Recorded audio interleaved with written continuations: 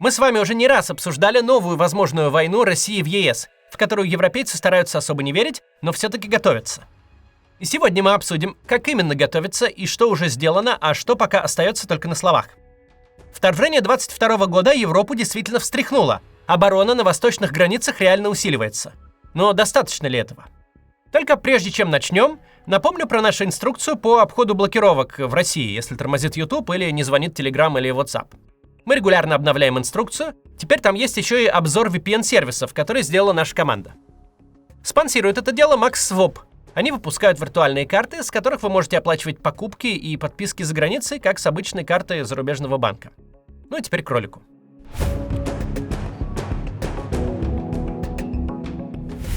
Тут нужно сделать шаг назад. Первое десятилетие после Холодной войны Европа пребывала в относительной безмятежности. Глобальное противостояние тогда закончилось. Россия как-то пыталась строить демократию и со всеми дружить, особенно с Европой. Да, были войны в бывшей Югославии, но богатые страны Европы не особо волновались на этот счет. Им самим-то никто не угрожал.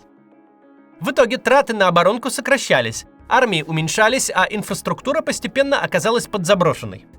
Таковы были дивиденды мирного времени. Освободившиеся деньги уходили на социальные программы и в целом на гражданское развитие, отчего в Европе стало еще лучше жить. Впервые о проблемах такого подхода Европа задумалась только в 2014 году, когда Россия аннексировала Крым. Но и этого оказалось недостаточно, чтобы начать всерьез восстанавливать армии. Реальная тряска случилась после того, как Путин начал полномасштабное вторжение в Украину. Когда Россия начала агрессивную войну, европейские политики и военные, помимо повышенной напряженности, получили еще одну проблему. Уже не с востока, а с запада. Президент Соединенных Штатов Дональд Трамп, избравшись еще на свой первый срок в 2016-м, говорил: Европа, мол, должна защищать себя сама, а не висеть на шее у Америки.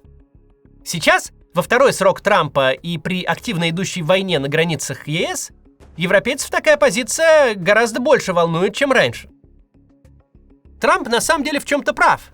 Европа полагалась и продолжает полагаться на защиту США. На континенте, по данным аналитического агентства и think-танка CFR, расквартировано 84 тысячи американских военных. Из них, кстати, около 20 тысяч прислала администрация президента Джо Байдена, как раз в ответ на российское вторжение в Украину. Расположены они в основном в Германии, Польше и Британии. Также присутствуют, например, в Эстонии с Литвой. А еще американцы, кстати, держат в Европе ядерное оружие. Оно хранится на базах в странах, у которых своих атомных бомб нет, например, в Германии, Италии и Турции. Но европейцы запустить их сами не могут. Сегодня все ракеты спроектированы с учетом высоких технологий и работают по секретным кодам запуска, так что сама боеголовка может находиться хоть в деревне рядом с Венецией, но привести систему в действие сейчас может только Трамп. Пока, несмотря на все опасения, американские войска из Европы никто не выводит. Но вероятность остается. Дональд Трамп не очень предсказуемый политик, поэтому как-то здесь предположить, что он будет делать, сложно. Слова о выводе войск могут стать реальностью, особенно учитывая, что Трампу на домашнем фронте ничего особенно не угрожает, и у него впереди еще как минимум год вообще безмятежного президентского срока до промежуточных выборов, ну и 3,5 года президентства, где он может довольно беспрепятственно принимать решения относительно внешней политики. Так что европейцы всерьез переживают. Сработает ли вообще 5-я статья Североатлантического договора? Это тот самый пункт, для которого НАТО вообще и создавалось. Атака на одну страну считается атакой на всех. Вот только в статье этой ни слова нет об обязательстве вступать в войну на стороне попавшего под удар союзника. Обозначено только разрешение на это. Сказано, что с точки зрения международного права вступление в войну будет считаться обороной. Но никакой обязанности там не прописано. Получается, если Путин нападет на Европу, а Трамп просто не захочет присылать войска, то ничего ему за это не будет. Он не будет обязан это делать ни по каким договорам. Да если бы и был какой-то договор, то в принципе не существует бумажки, которая может президента США к чему-то принудить против его воли. В самой Америке ему никто ничего не сделает. Националисты только похвалят мудрого президента, который отказывается лезть в чужую европейскую войну. А европейские лидеры смогут разве что отправить Трампу злую дипломатическую ноту. Словом, раньше у европейцев была уверенность, что дядя Сэм в случае чего поможет. Теперь нет. Европе в кои-то веки нужно реально самой озаботиться собственной безопасностью. Особенно по этому поводу взволнованы восточные члены Евросоюза и НАТО, которые напрямую граничат с Россией. Давайте посмотрим, чем они занимаются и как готовятся к потенциальной войне с Россией. Только сначала посмотрите, пожалуйста, небольшую рекламу. Иммиграция в США – тема, в которой запросто можно потеряться. Формы, сроки, переводы, разные мнения от знакомых. Все это чаще мешает, чем помогает. На самом же деле, успешный переезд прежде всего начинается с понятного плана. Именно его помогает сформировать M&M Document. Это команда, которая помогает получить грин-карту, то есть постоянный вид на жительство в США через визу таланта, с правом жить, работать и получить паспорт через 5 лет. M&M специализируется на иммиграционных программах EB-1 и EB-2 NIW. Для получения одобрения по ним вам не понадобится работодатель, не требуется сверхдостижений вроде Оскара или Нобелевки. Это программа для тех, у кого есть профессиональный опыт и реальные достижения в своей сфере. Вы можете быть как IT-специалистом, так и врачом, ученым, руководителем, архитектором, спортсменом или просто профессионалом своего дела. Список подходящих специальностей и критериев гораздо шире, чем многие думают. Весь процесс от оценки шансов и выстраивания стратегии до подачи петиции и получения грин-карты команда берет на себя. M&M действует не по набору шаблонов, а точечно работает с каждым кейсом. Офис компании находится в Нью-Йорке. Их специалисты хорошо понимают, как проходит процесс одобрения. У них был опыт работы со сложными кейсами и с другими иммиграционными программами. До 1 октября по промокоду КАЦ у них действует скидка в 25% на подготовку кейса по программам EB-1 и EB-2 NIW. Чтобы узнать, подходит ли ваш случай для этих программ, оставьте заявку по ссылке в описании. С вами свяжутся, подробно расскажут, как все устроено. Вы сможете записаться на консультацию с экспертами, которые дадут вам четкий план действий, рекомендации и при необходимости сопроводят при подготовке кейса и помогут получить грин-карту. Скидка в 25% действует только до 1 октября. Успейте ее получить, ссылка в описании.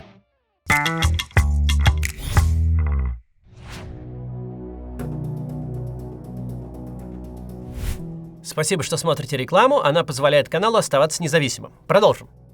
Так что происходит на границах стран, готовящихся к войне с Россией? Об этом подробный разбор сделала Financial Times, и мы в своем рассказе будем на этот материал опираться. Начнем с новейшего члена НАТО Финляндии, вступившей в альянс только в прошлом году. Напомню, одна из целей войны с Украиной, которую озвучил Путин, не допустить расширения НАТО. А в итоге из-за вторжения в альянс вступили Швеция и Финляндия. Российская граница с НАТО стала в 2 раза длиннее, ну и Санкт-Петербург теперь находится практически на границе. Финляндия и так десятки лет готовилась к войне с Россией. После Второй мировой финнам как-то удалось договориться с СССР, что они будут свободны во внутренней своей политике, и СССР не будет пытаться оказывать на нее какое-то большое влияние. Но в обмен страна не вступит в западную коалицию. Сделка эта работала, но волноваться насчет вторжения с востока в Финляндии не прекращали ни на минуту. В стране сохранили призыв в армию, причем новобранцы реально учатся воевать, а не красить сосны в зеленый и делать кубы из снега. Из чуть более чем 5,5 миллионов жителей Финляндии 900 тысяч являются резервистами. И во время войны правительство рассчитывает иметь армию в 280 тысяч солдат. При этом активная армия всего 12 тысяч солдат, то есть 1 дивизия. В стране есть сеть бункеров для гражданских, а также подземные армейские и авиационные базы. На вооружении у Финляндии есть дальнобойные ракеты, причем у всех 3 видов войск – армии, флота и ВВС. Подобные ракеты, как мы видели в последние годы, вполне успешно пробивают ПВО. Сейчас финны занимаются укреплением границы с Россией. Вообще, с финско-российской границей им повезло. Она довольно протяженная, но в основном проходит по сложной местности, где марш-бросок за 3 дня никак не получится. На севере Финляндии, в Лапландии, очень холодно. В центре граница идет по болотам, на юге сквозь плотные леса. А на дорогах, где в случае вторжения могут продвигаться российские войска, их будет легко вылавливать и блокировать. Финская армия уже планирует подрыв мостов и уничтожение шоссе. Первыми на вторжение будут реагировать финские пограничники, которые, в отличие от большинства стран Европы, имеют собственные батальоны, вполне себе боеспособны, обладают противотанковым оружием и вряд ли постесняются его применить. Севернее Финляндии у России, кстати, есть еще одна граница с членом НАТО – Норвегией, которая была членом Альянса еще в советские времена, и граница там была довольно сильно милитаризирована. Но за постсоветское время режим ослабили. Местные жители с обеих сторон границы стали ездить друг к другу. Даже на дорожных указателях в этом регионе Норвегии стали писать по-русски. Теперь же Норвегия снова планирует вооружаться. Расширить армию от одной армейской бригады до 3. Одна из новых бригад, Финмаркская, была создана, можно сказать, на днях, 20 августа. Вот только до полноценного размера она по плану дорастет только к 2032 году. И получается в итоге, что у Норвегии будет в лучшем случае плюс-минус 10 тысяч боеспособных солдат, что меньше одной финской дивизии. Впрочем, норвежцы и не считают, что потенциальная война с Россией начнется с вторжения на их крайнем севере. Потому и армию увеличивают в спокойном и расслабленном режиме. С южной стороны Финского залива страны Балтии. Вот тут все реально нервничают, и не просто так. Практически все прогнозы потенциальной войны России и НАТО говорят, что начнется она с российского вторжения в Эстонию, Латвию или Литву. Поэтому тут правительство готовится очень активно. Заметно расширилась военная база под литовским городом Пабраде. Построили новые бараки и вертолетные площадки, расширили зону учений. Также активно укрепляют непосредственную границу балтийских стран с Россией. Не только строят заборы, но и создают минные поля. Для этого страны Балтии и Польша вышли из международного договора, который запрещает противопехотные мины. А еще на границе выстраивают зубы дракона, те самые бетонные пирамидки, которые должны остановить движение танков.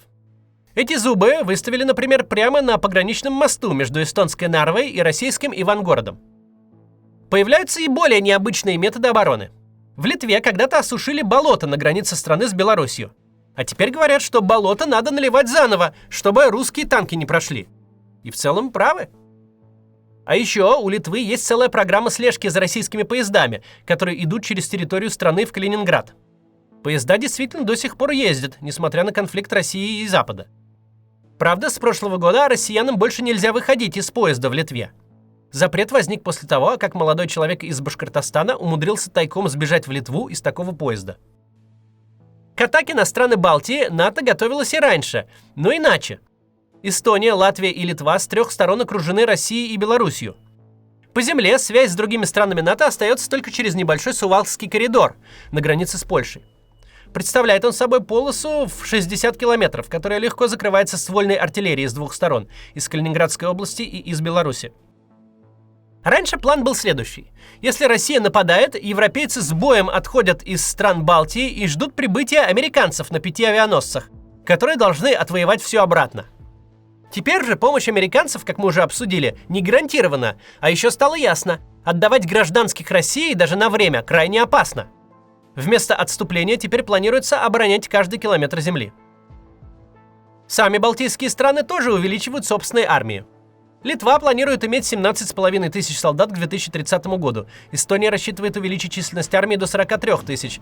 А в Латвии вообще вернули призыв в армию. Помимо этого, в страны Балтии пришлют солдаты и другие страны. Даже Германия собирается выделить контингент в 5 тысяч человек, в числе которого целая бронетанковая бригада. Из граничащих с Россией европейских стран осталась Польша.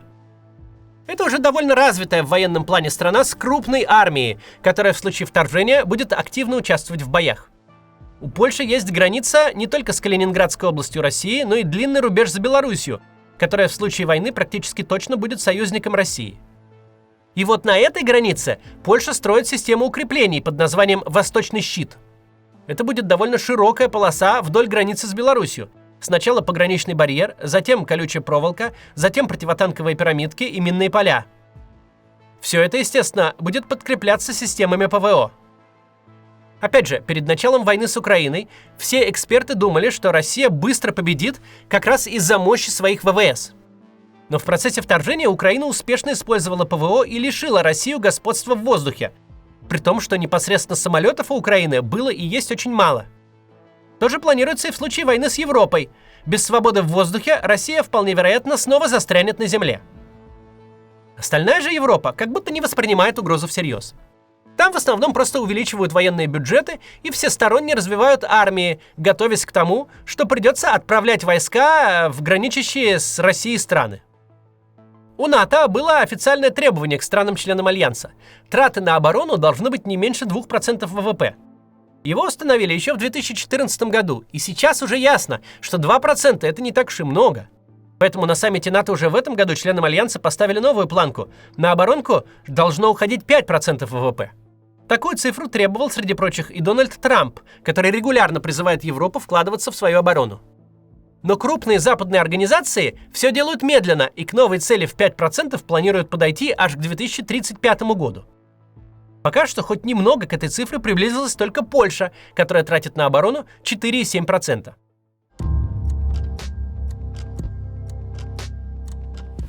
Возможный конфликт с НАТО будет довольно сильно отличаться от войны с Украиной, где Путин решил действовать грубой силой и тупо ввел танки, потому что опирался на заведомо некорректные данные и рассчитывал не на военную слабость страны, а на политическую неспособность оказать сопротивление. Поэтому план был простой. Сейчас въедем в Киев, украинское государство рухнет, мы всех, кого нужно, посадим, проведем парад и домой. В случае с НАТО Путин вряд ли будет исходить из аналогичных вводных. Дело в том, что НАТО — это классический враг СССР, которого Путин воспринимает всерьез, потому что так привык.